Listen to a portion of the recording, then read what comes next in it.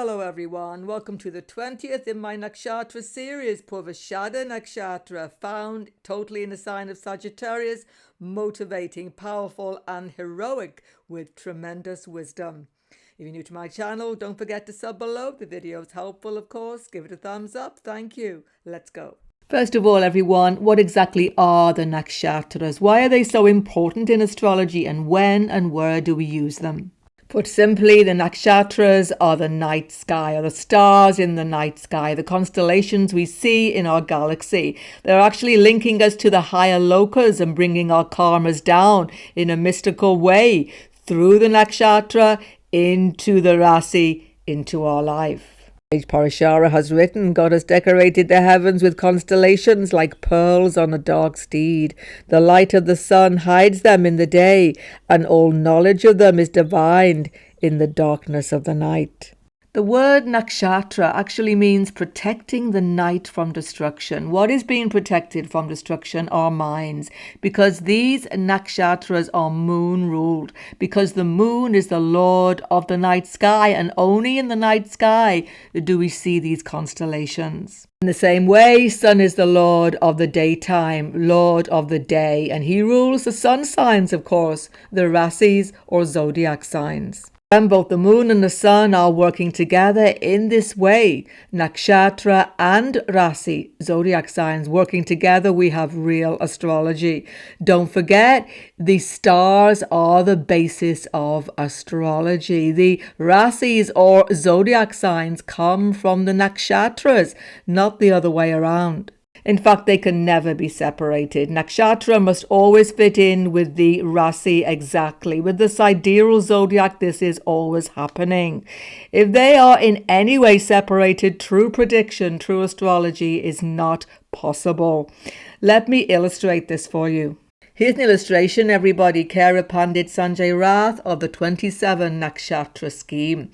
It shows us perfectly how they map mathematically together with the rasis. On the outside are the 27 Nakshatras, and every pada mathematically and perfectly linked with the sidereal zodiac on the inside.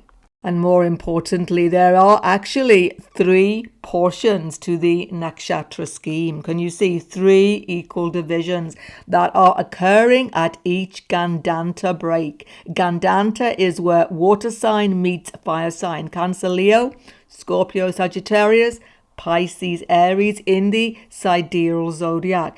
And these Gandanta dangerous crossings, danger points, switch points, affect all of our karmas. And this break, this threefold division of this nakshatra mandala is very important because it is relevant to our lives. First is the early childhood and adulthood portion of our lives. Second section is our middle adulthood. And third, late or old age. And you map these in your own chart, starting with your birth nakshatra, the moon nakshatra. More than that, you can even make exact predictions of every single nakshatra and meaning in your life from your Janma Nakshatra. So many predictions can be made. I will definitely make some future videos bringing these up for you. Right now, let's start with the basics. Let's understand the 27 nakshatras in this series, and most importantly, the ones that you should be looking out for in your birth chart. So which nakshatras matter in your chart? Well, I've just shown you every single nakshatra, whether a planet is there or not, can be used to make predictions. But definitely, wherever there are grahas, including Rahu Ketu, those nakshatras are important for you. But still, let's cut it down to the bare basics, everybody. I would say there are 4 important positions in regard to nakshatra that you definitely need to study and to understand. First and foremost is the moon or Janma. Janma means birth nakshatra. This is most important. Now, the moon is the mother, and the moon Janma Nakshatra actually relates us genetically to our mother's biological line. Some of that psychological and biological karma coming down is actually shown in this nakshatra. And secondly, moon is society. So moon Janma Nakshatra shows us how we get on with other people, how we move in society. So much of our outer experiences in life can be seen from this Janma Nakshatra. And many fundamental personality traits can be seen from the moon Janma Nakshatra, definitely. Not from the Lagna so much, not from ascendant, ruler, ascendant, all of that. No, it's the moon, it's the mind, it's the Janma Nakshatra. Don't forget, personality changes all the time. As you get older, you'll see it clearly. Personality develops through life, changes just like the moon. So study your Lagna or Ascendant Nakshatra. This will show you how you integrate yourself with society as a physical body. What do you look like? How do you dress yourself? How do you present yourself to other people as a physical being? And how intelligent are you? Or more importantly, actually, what do you do with your intelligence? How do you make decisions? And very important, do not delegate understanding of the sun, of Surya or Ravi Nakshatra. This is so important. How do you maintain vitality? So much to do with health, actually. Lagna and Nakshatra, some way to do with health, but sun, very much so. And how do you maintain dharmic action, righteous action, and spiritual development also linked with the sun nakshatra? And definitely understand your Atmakarika Nakshatra. This is so important. Atmakarika means the highest degree planet in your chart. This contains a whole heap of karma that will bring very difficult circumstances into your life. Lord of this Nakshatra, Lord of this Atmakarika Nakshatra will help you actually to deal with these karmas. Important to understand, most definitely. By the way, if you're not sure what is your highest degree planet, check at the bottom of my description box. There's a website there where you can bring up your birth chart with the Atmakarika listed, and indeed all of the nakshatras in your chart. Purvashadha Nakshatra, everybody. The Lord is Venus or Sukra, and the symbol, the tusk of the elephant. Deity is Apas, the actual god of the waters.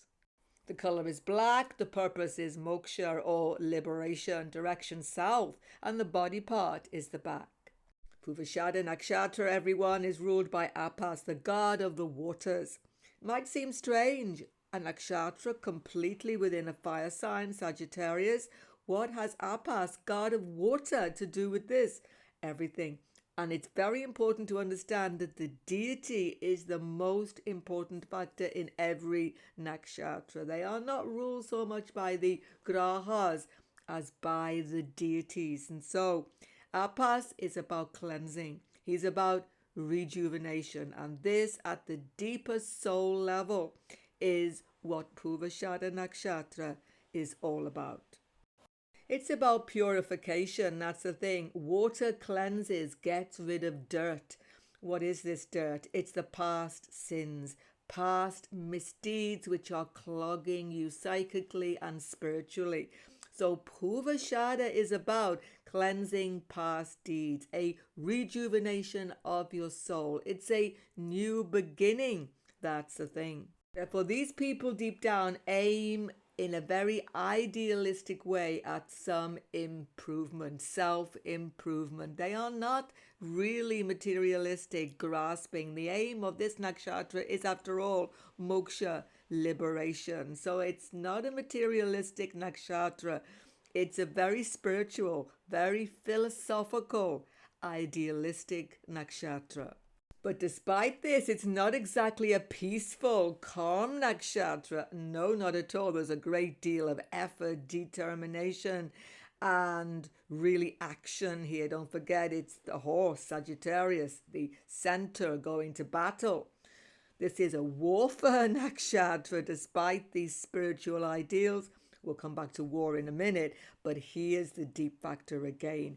The water of Purvashadha is most closely connected to rivers.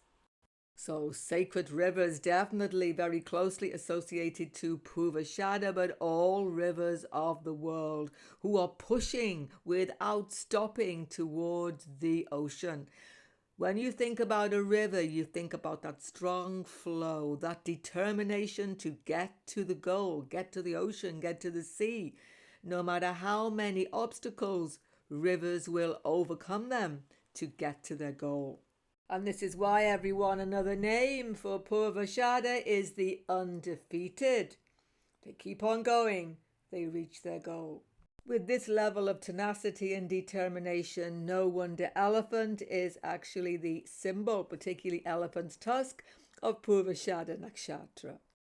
The elephant simply treads on all the obstacles. He is so strong, he can overcome them slowly but carefully. Once again, that's Purvashadha. But the elephant's tusk is prized. And here's the thing, this brings a little bit of envy in here. People can be envious of Purvashadha Nakshatra people. They have something special about them that makes other people a little bit envious of them. So they can have to deal with some difficult personal factors as well. One other symbol of Purvashadha, though, and there are more, but let's just focus on a few, is the fan. The fan that gets rid of the heat. This is about, again, taking action against obstacles, because the heat is an obstacle. Too much heat holds you back. Purvashadha people definitely need to cool themselves down frequently in life. That's another thing. So physically cool themselves down, mentally and emotionally cool themselves down. They have an awareness of this. They know when to stop pushing and when to start again, when to deal with the obstacles and when to wait for the best time. They are extremely strategic people. Venus Sukra is the planetary lord of Purvashadha. Once again, we have water element because Venus is Jala Tattva, water. And this is all connected once again to emotion and to cleansing. Of course, Venus represents relationships, and we shall talk about relationships later on in the video. But this water factor is strong. People with this nakshatra often have diseases or problems connected to water retention in their body. Venus represents sperm count, and also Venus is about childbirth, giving birth, children, progeny. Therefore, sometimes there can be problems with reproductive organs when this Purvashadha is strong in a horoscope, particularly when there are malefic planets afflicting. Females can have difficulty with conception, childbirth, again, if there are afflictions. But there can be many children as well. Thing is, you have to see what's going on in the actual horoscope in connection to Purvashadha. And the kidneys generally are a very sensitive area of the body. But we must not forget, perhaps the most important factor is that this nakshatra takes place completely within Dhanu Rasi, Sagittarius, which is the actual sign of the battlefield, and Jupiter is the Lord. And it isn't just about horse and centaur going to war, it's about Guru himself, Jupiter. Jupiter is about dharma, righteous action. Jupiter is about life, but at the same time, if there is any unethical action towards living beings, especially when there is undharmic, unrighteousness going on, or there is any evil input into the planet, he will fight. Jupiter is perhaps the most angry of all the devas when he sees injustice. So Guru shows the righteous war, fighting for a righteous cause. And that is why this is a nakshatra in this Dhanu Rasi that is about finding a cause to fight for. And definitely it is not a peaceful nakshatra. And it can be any cause. It can be animal rights, human rights. It can be anything that is about downtrodden people, anything at all. Purvashadha want to fight injustice, but also they are concerned about toxicity. You see, this is a purifying nakshatra. We've just spoken about it. So toxicity within their own bodies and toxicity in the environment. They are highly sensitive to it and aware of it. But in the end, because it's Danu Rasi, it will come down to fighting, attacking, dealing outwardly with these evils in the world. And definitely we can see Purvashadha Nakshatra often gets triggered even at the beginning of war situations on the planet. Therefore, Purvashadha is connected to all the epic battles on this planet. Here we have Lord Ramachandra fighting Ravana. You see, it's about good fighting evil every time. And it isn't just external. When you have Purvashadha Nakshatra strong in your chart, everybody, you are fighting the internal demons as well. It's, as I say, about purification, self-improvement. On another level, the animal totem of this Purvashadha is the male monkey. What's this about? It's the playful side. It's the happy adventurer, traveling, swinging from tree to tree, moving, mischievous, inventive, intelligent. Purvashadha have these qualities as well. Well, hopefully, and maybe not swinging from tree to tree, but they are restless. Purvashadha in a chart gives a restless energy. Very often interested in adventure, fitness, travel, definitely. Hard to keep still sometimes, these people. At the highest level, it is Shri Hanuman who is connected to this nakshatra. Therefore, this is the devotee of God, the divine warrior. Shri Hanuman will help you overcome all obstructions if you are Purvashadha. But the most important thing is he will guide you to fight the right battle so you don't waste your time. It's very important to be directed in the correct way with this invincible Purvashadha energy. And Shri Hanuman's total devotion, service, attitude is something which can help Purvashadha people. That is, not thinking of self so much. Don't forget, the most egotistic planet is Rahu, and he is at his weakest when he's in Sagittarius sign. So ego has to be subdued. Service attitude helps these Purvashadha have the happiest existence possible. Thinking of the greater good will always help them. That's important because when these people find the right battle to fight in life, they are invincible. Nothing can stop them. They will always be successful. And the reason often they are undefeated and absolutely on top of the game basically is because Purvashadha has strategy. They know how to move things around, how to go from A to B to C to D, how to achieve their goals. They are excellent managers, excellent leaders every time. They are good in any situation where there has been failure and lack of success in like any department of any organization. They can come in and just sort it all out, start from scratch. Very good military people, army, navy, air force, whatever it is. They are excellent in these careers. And they have those light bulb moments when everything just becomes crystal clear. They can be absolute genius at, as I say, sorting out where other people have failed to find solutions. They are certainly very abrupt and very forthright in their speech and tremendously confrontational depending on the planets here. They do not shy away from difficult conversations or circumstances. They are not afraid to actually take drastic action when it's needed. Talk about declutter, talk about getting rid of all the stuff they don't need anymore. They will do it when it's needed to be done. They are not afraid. They are not clinging on to the past. They are always normally moving forward. That's the thing.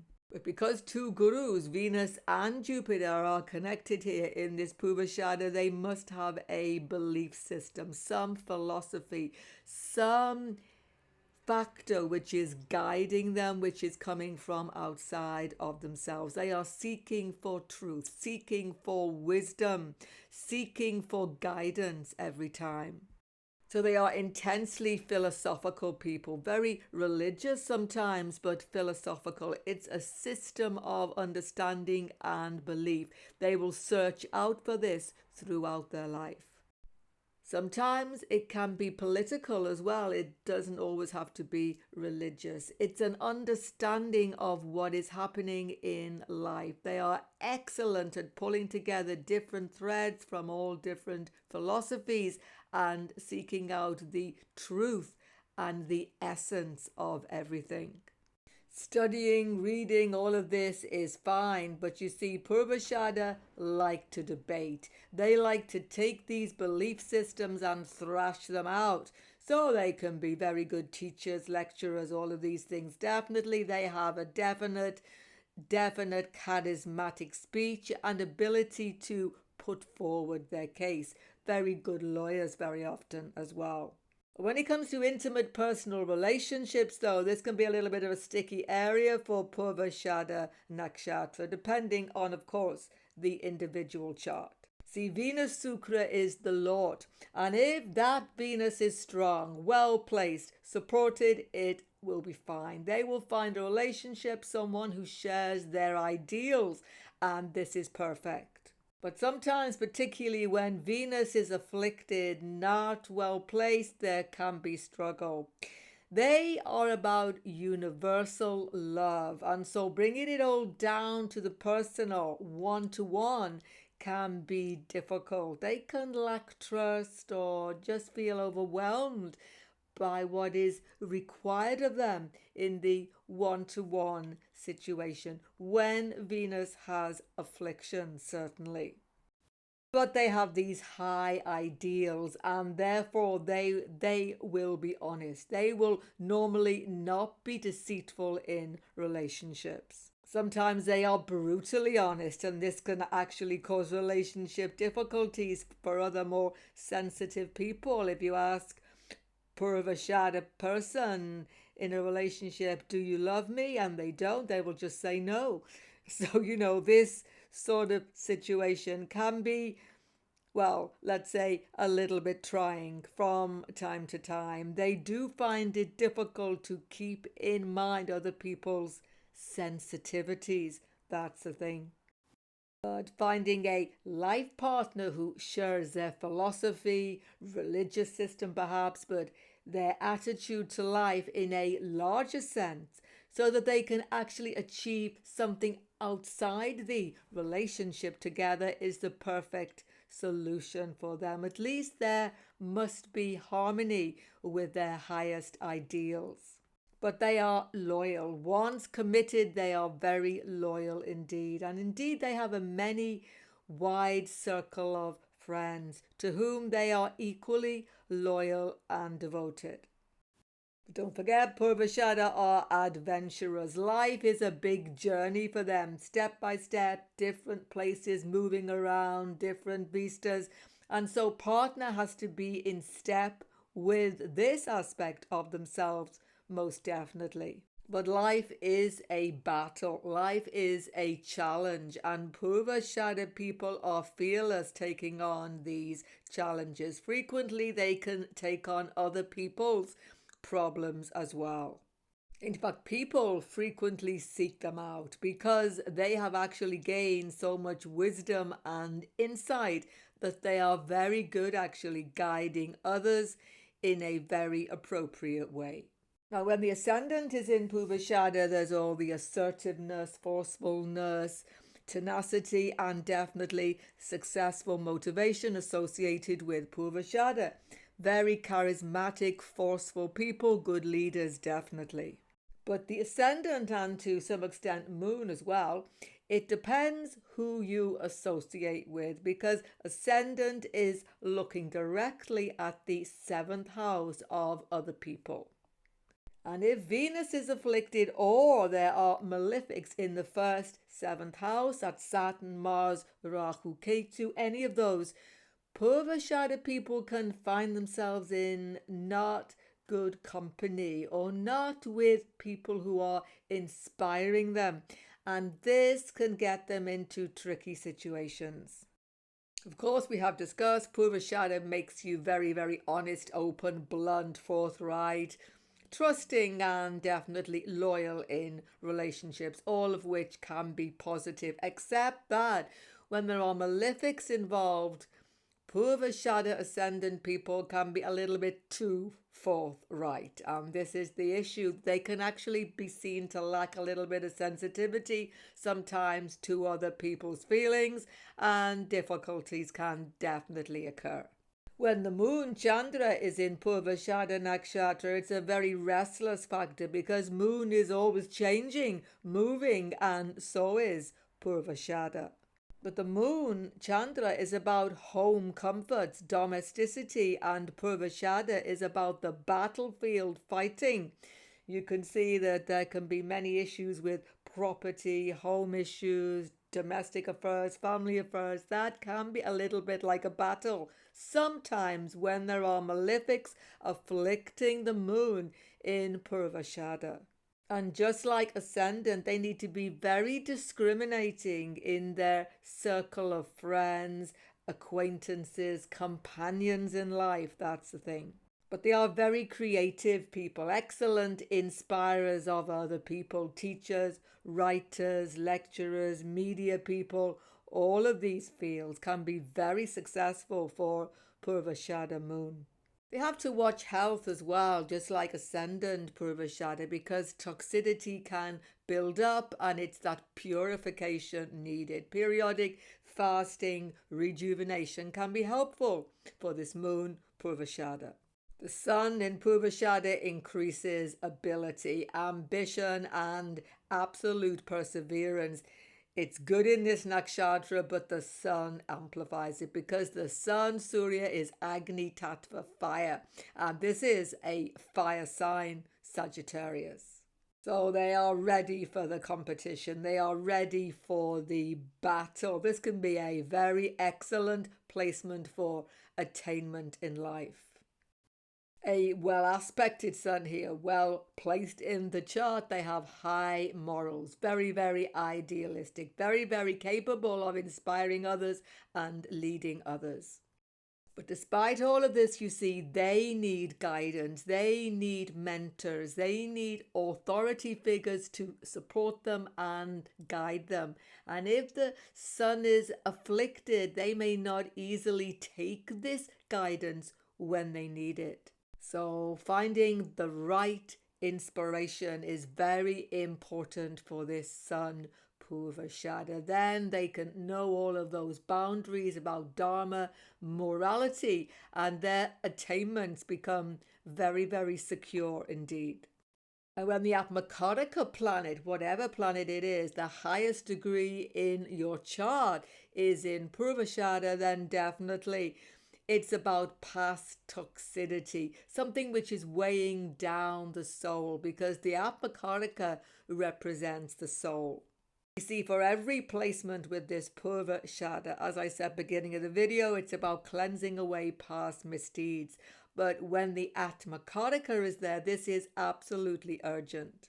You have to face many tests, many hurdles, many battles in life, when every time you learn something about yourself, something like, oh, I shouldn't have done it like that, I will definitely do it better next time. Moral guidance, boundaries, help from philosophy and religion will put you on the right path. That's the thing. You need to be on the right path because past life you were not. So this is a new journey and a very positive one.